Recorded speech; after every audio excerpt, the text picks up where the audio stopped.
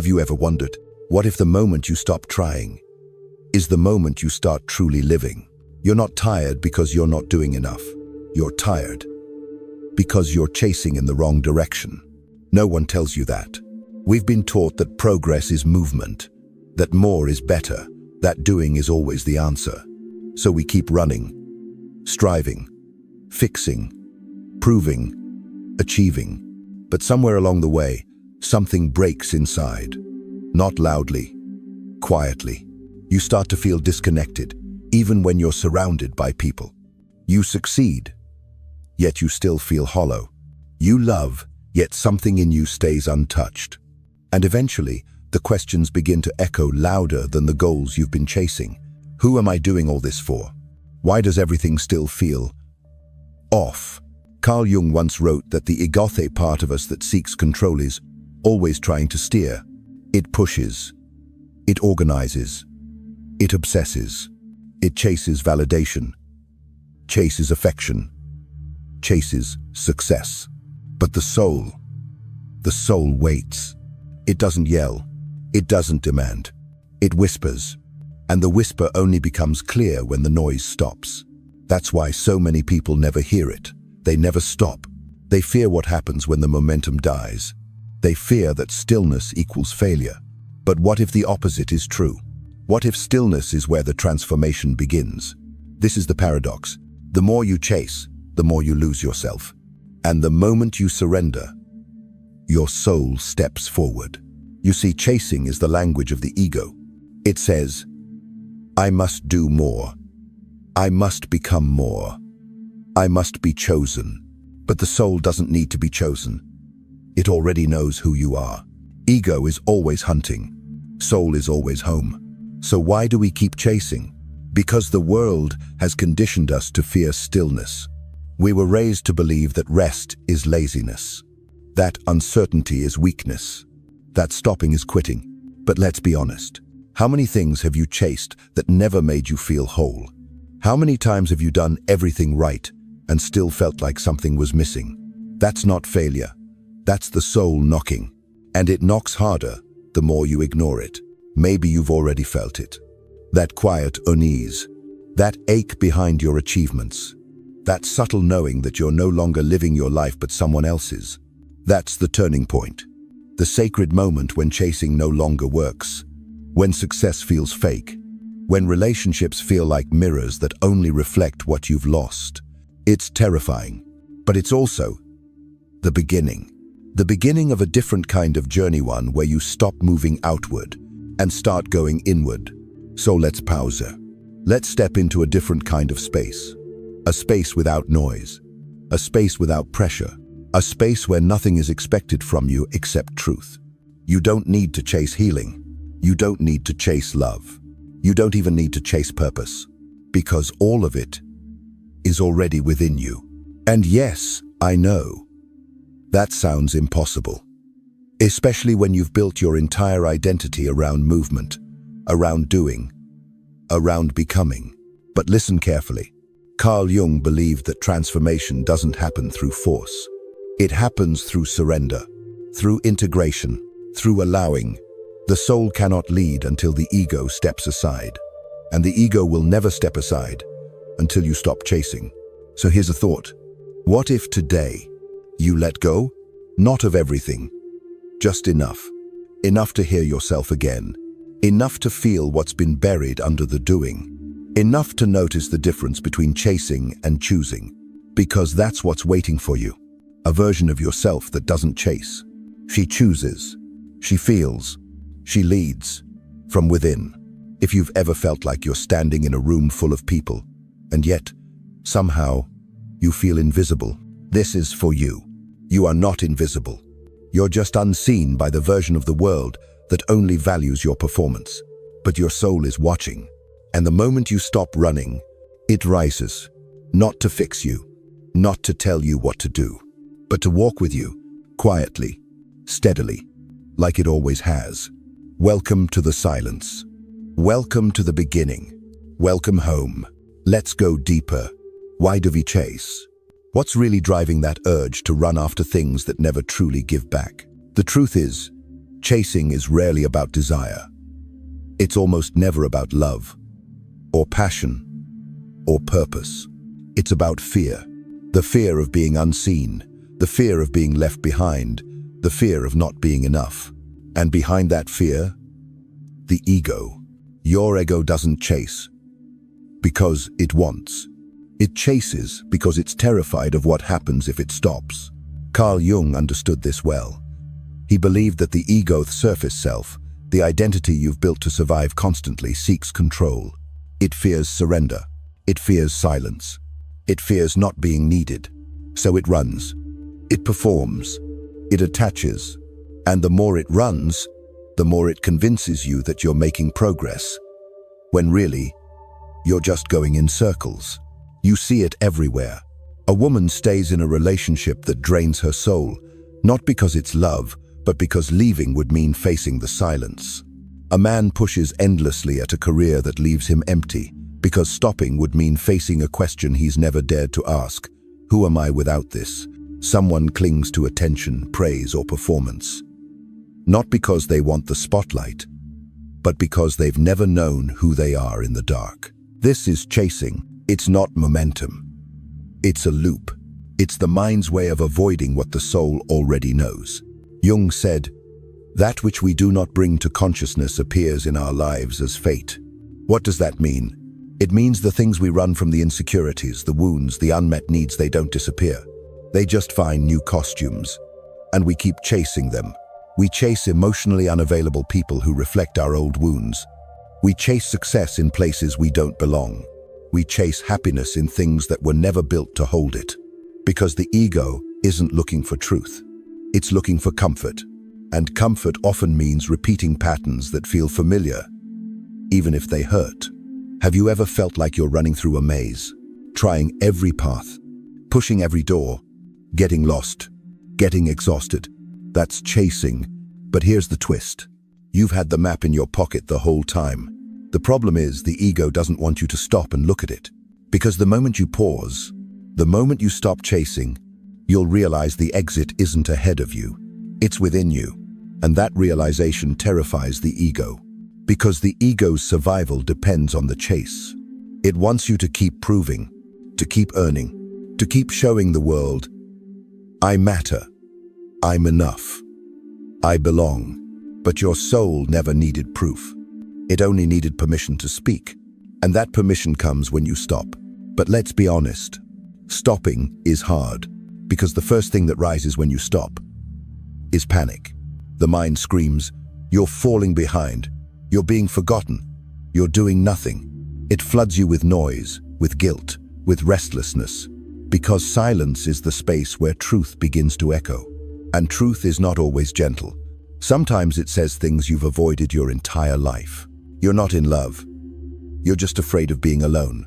You're not fulfilled. You're just busy. You're not chasing a dream. You're avoiding yourself. That's why most people never stop. Not because they don't want to, but because the first thing that shows up is everything they've buried. But Jung reminds us, the shadow is not here to destroy you. It's here to free you. And it only emerges when the chase ends. So yes, the ego will panic. But panic is not danger. It's detox. It's your system releasing old stories that no longer fit. And once the chaos passes, something else appears. Stillness, clarity, presence. The soul begins to speak. Not loudly, not all at once, but gently, like a friend you forgot you had. A part of you whispers, you're safe now. You can stop running. You can come home. That moment, that shift, it changes everything. Because now, you see clearly, you weren't chasing love. You were chasing approval. You weren't chasing freedom. You were chasing escape. You weren't chasing destiny. You were chasing validation. And that's okay. It's not your fault. The world taught you that value must be earned. That worth must be proven. That love must be chased. But what if all of that was a lie? What if your value was never up for debate? What if love didn't require exhaustion? What if the most radical thing you could do today was to stop, not give up, but give in to your own truth, because you don't need more advice. You need silence. Not the silence of absence, but the silence of return. Return to yourself. Return to your breath. Return to what's real. There's a power in you that no amount of chasing could ever unlock. It only comes when you finally say, "I'm done running." And from that place, you don't beg. You don't chase. You don't prove. You choose. You align. You become. You begin to lead. Not through force, through presence. And when your soul begins to lead, you realize something beautiful. You were never lost. You were just running in the wrong direction. Something changes when you stop chasing. At first, it's quiet. You may not even notice it. But over time, subtle shifts begin to surface. Your dreams become more vivid. They speak in symbols. They stir emotions you haven't felt in years. They bring you messages not in words, but in feelings that linger long after you wake. This is not coincidence. Carl Jung called dreams the language of the unconscious. They carry truths that your conscious mind has ignored for too long. And now, with the ego quiet, the soul begins to speak. You start to feel things before they happen. You sense shifts in energy. You walk into a room and you just know something isn't right, or maybe something is calling you closer. This is intuition, and it's no longer faint. It's strong, clear, indéniable. Your inner knowing sharpens, not because you read more books or collected more advice, but because you finally made space to listen. And then, something unexpected happens. People start to fall away. Friends who once drained your energy disappear without conflict. Old habits dissolve without force. Situations that once consumed you feel foreign, irrelevant, and in their place new people arrive. New connections, new invitations, not loud, not dramatic, aligned. You begin to attract without effort. You begin to receive without chasing. Jung called this phenomenon synchronicity, meaningful coincidences that occur when your inner world aligns with the outer world. When you stop imposing, life begins to respond. You think of someone, and they call. You journal about a question, and a stranger gives you the answer without even knowing. You release something painful, and days later, an opportunity shows up home you weren't even looking for. These aren't accidents. They're confirmations, signals that your soul has taken the wheel. And now, you're not just existing, you're moving with purpose. You're no longer a leaf in the wind. You are the current. Imagine a boat. Before, it was drifting. No map, no wind, just movement, constant paddling, constant effort. But now, without resistance, something shifts. You're still on the water, but this time, there's a flow, a gentle pull from within, a quiet guidance you don't need to explain because it simply feels right. You're no longer navigating from fear. You're being led by trust. This doesn't mean everything becomes easy, but it does become clearer. Clarity is what the soul offers in exchange for control. And the more you lean in, the more you realize you don't need a plan for everything. You don't need to convince or compete. You don't need to strive to belong. You already do. There's a kind of grace that arrives in this space. You begin to forgive yourself for all the years you spent running. You see that even the chaos had a purpose. It brought you here, to this version of yourself, softer, but stronger, wiser, but freer. You begin to walk slower. You begin to speak with intention. You stop explaining your worth. You simply live it. And that is when life begins to respond in kind. You meet people who don't need to be impressed. They simply resonate. You find yourself saying no without guilt, saying yes without hesitation. You begin to trust what you feel more than what you're told. And in that trust, life blooms again. There's a story. A woman spent years chasing love, one relationship after another, always proving, always pleasing, until one day she stopped. Not because she gave up, but because something inside her whispered, "What if it's not him you're looking for?" And in that silence, she met someone. Not a man, not a soulmate, herself. And that meeting changed everything. Because for the first time, she didn't need someone else to complete her. She wasn't waiting to be chosen. She had already chosen herself. And when that happened, the world didn't fall apart. It aligned. People respected her boundaries. Opportunities found her. Joy returned not because she forced it, but because she made room for it. That is the shift. That is the beginning of soul-led living. It is not loud. It is not public. It is not built on applause. It is sacred. It is still. And it is yours. This is where healing lives. Not in the doing, but in the being. Not in fixing what was broken, but in remembering you were never broken to begin with. You were simply disconnected. And now, you are home again.